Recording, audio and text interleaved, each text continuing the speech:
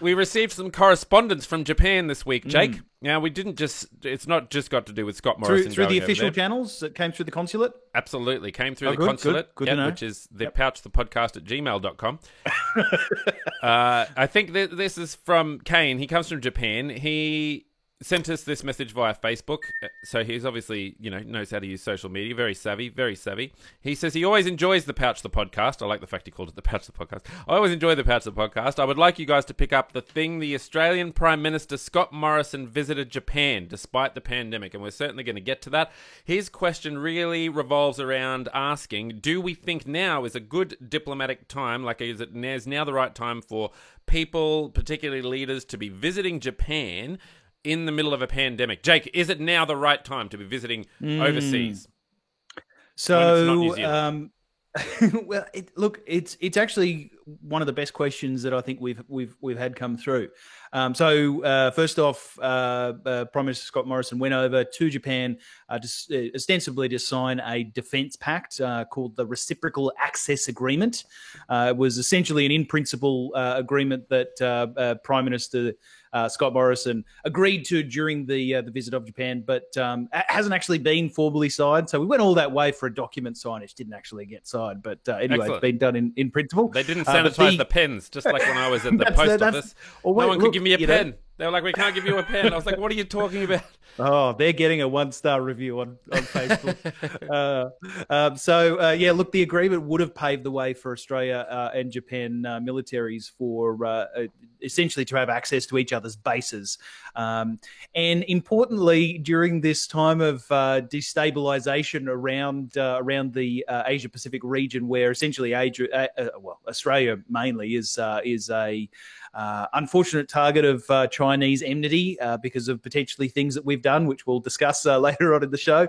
I think it's ridiculously important for us to shore up our diplomatic ties with our allied nations, but more importantly, it was Prime Minister Scott Morrison's first opportunity to meet the new Prime Minister Yoshihide Suga.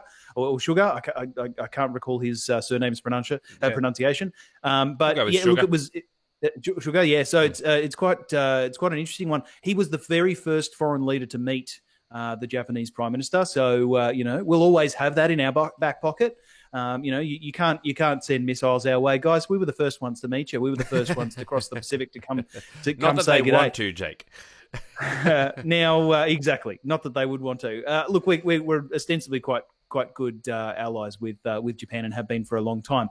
Now, was it a good idea? I think so. We can't kowtow to China. And this was an act which essentially flew in the face of, look, we've been discussing with China for some time around operations around the South China Sea, where China have recently declared sovereignty over a group of islands. And essentially said, hey, it's our sea space, it's our airspace, it's our land. You can't sail around there, but just about every foreign nation has declared that they will not agree to that. Aside from that, Japan has been relatively safe. They've certainly not been in Europe. They've certainly not been in the US. So when it comes down to it, the things that he can manage, that the Prime Minister can manage, are his flight over and his flight back. And, we can certainly put in place through diplomatic channels requirements to have everything sanitized and everyone wearing masks and et cetera, et cetera. Now, I do want to point out that this appointment with the Japanese Prime Minister was booked about just a little bit over 2 weeks ago. Okay. And some cynical people, Greg, not me, but some cynical people, in fact, there's quite a number of them in the media particularly, have pointed out that this happened to coincide, the appointment to go over and make a scene in Japan, happened to coincide with when the robo-debt scandal, which we'll be talking about later on in the episode, would be finalised, right, and would represent a great distraction from the publication of the over $1 billion in settlement cash that the Australian government has had to fork over in terms of taxpayer-funded settlements. So, yes, the PM's back now. He's in quarantine for 2 weeks. And rather interestingly, I'm I really... didn't know that. Yeah, that's hilarious. Yeah. Okay. Yeah, I'm really looking forward to... Well, he has to. He has Kirribilli to, House, internationally. Well, Kirribilli, or I don't think they wouldn't be putting him up at the Hilton or whatever it was. It's actually quite possible that... Well, I don't know. That'd be so funny. Most likely if he was just Skyping out of a hotel room for 2 weeks. Well, yeah, I know. Access to mold and rats and things, whatever else they had. Yeah, all the other things that are there. Yeah. But yeah, what I'm most interested in, Greg, sorry, before you talk, he's going to be attending Question Time this week via video conference, which has ostensibly never happened before. That'd be amazing, wouldn't it, if it was just on a massive projector? You know, they just roll down this projector and he's just there in the middle of, overshadows the Speaker of the House as the center point of the chamber, and just goes nuts. He's someone that loves to control the conversation, whether it's in person, in terms of journalism and interviews, etc., or whether it's in Parliament. So that premise of standing there and trying to rant over the top of other people who, essentially the second that they talk, they have the microphone and they'll drown you out. Anyway, it's just gonna be really interesting to watch. It is going to be interesting to watch. So let's hope he's got NBN there in Kirribilli House. I presume that's where he is, or he might actually be. I don't know where he'll be. Anyway, I think on the flip side of that, there were some stories this week about Scott Morrison's visit to Japan. Just to give a contrary view to all of that, I came up with the catchphrase, Jake, "We're all in this together. Some of us are just more in this together than others."